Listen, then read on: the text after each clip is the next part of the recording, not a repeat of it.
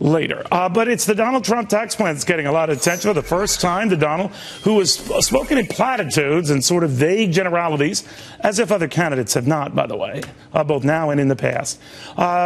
Crossed some T's, dotted some I's when it came to a plan that would reduce 7 tax rates to 4 with the top rate tumbling down to 25%. Now, the devil's in the details and how we would pay for that, the $2 trillion that we hold abroad. He would sort of give a tax holiday to tempt that back here. He would also take away some generous provisions for very wealthy folk. We don't know exactly what those provisions are, or how we would limit deductions, or who would get hit and hit hard. We do know that upwards of 30 million tax filers wouldn't be filing taxes at all under that plan.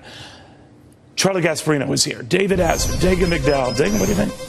I think that he is a terrific salesman, and in some way he is being very intellectually honest with the American people, because much was made of, oh, the bottom rate's going to 0%, and 75 million households, that's more than half of households in this country, will not be on the income tax rolls. That's the only part of it that bugs me, because I think everyone should have skin in the game, even a little bit. You know why it's honest? Because that's the reality that we live in right now. Roughly half of households pay no net federal income tax. They go through the motions and take the deductions, but they're not paying anything into the system. No, I understand that. Under $50,000, the average tax rate right now is only 4%, and the people making less than $50,000, they only pay about 6% of total taxes in this country. So he's just taking it. No, I understand the math, but my view is when you redo a system, everyone who has skin in the game worries about the game, right? Absolutely. And if you don't, then, and I don't think it should be 25%, 39%. I agree with you. We should characterize what that is, what that really is. That's called a gimmick. Okay, it's basically a class warfare gimmick. Now, yeah, he's a salesman. That's what he did. But just classify it as it is. Tell the viewers what it is. Absolutely. Then what is Bush's? Bush is not eliminating all taxes for people. He's not saying it the way he's saying it. He's not proposing that. I will say this: it was extremely well sold. We should see how he scores it. That is a big thing. As I predicted, you didn't see one expert behind this thing. He hasn't unveiled it, and I think that's an issue.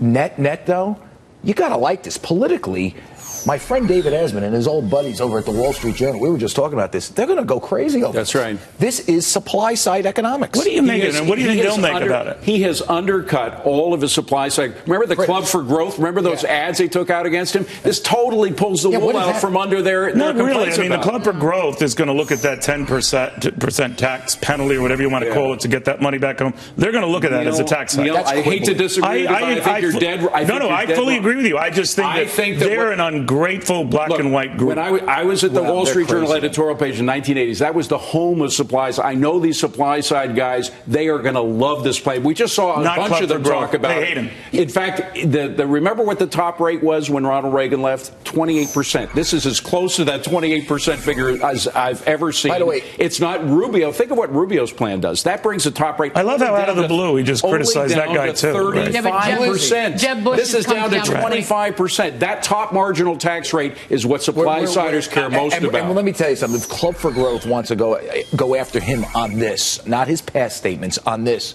they're destined for I fully concur. Right. I fully concur. Irrelevant. A couple of issues. He got rid of a lot of deductions, except, ta-da, he's in real estate, the mortgage interest deduction. Mortgage states, charity states. He leaves out details. $75 billion a year for mortgage interest. Right, but he leaves out details the further up the food chain you go, how much he would limit those deductions. And I want to point out, I do agree with you, where you have more than half of this country not paying one penny to fund our military. You talk about maybe boots on the ground in Iraq, how we need to really prop up our military. We need to pay them. And they don't have to pay a lot. I'm not saying they pay you 25, but something. Everyone wants skin in the game.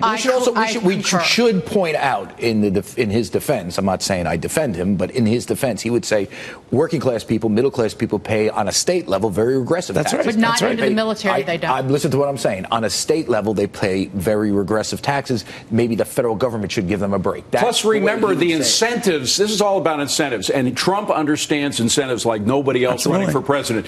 People will be incentivized to make more money. The more money you make, the more money you're able to keep, unlike we have now. We won't have the penalization of success that we have now under this plan. But he also, you always get the feeling with Donald sometimes that he takes 3 steps forward and a step back. Did he have to go out there and talk about a 40% unemployment rate, which I like to see that economist, get him on air, because we have all sorts of economists. But I liked him talking about that soccer field, paying $1 million for the soccer field for terrorists. That was great. But you talk about, and the fact that he didn't release his experts, wouldn't you want to see that? Well, yeah. I mean, I immediately thought, like, who are they? Who came up, crunched the numbers? And he likes the guy with the British accent. Yeah, that old. What's wrong with that? That old chestnut of I'm going to cut more waste out of the government than anybody. Cavuto. Oh my God! It's James Cagney. You're doing the James Cagney. Can I just raise one issue? Real quick, final one. If he's funding his own campaign, why is he asking for donations on his website?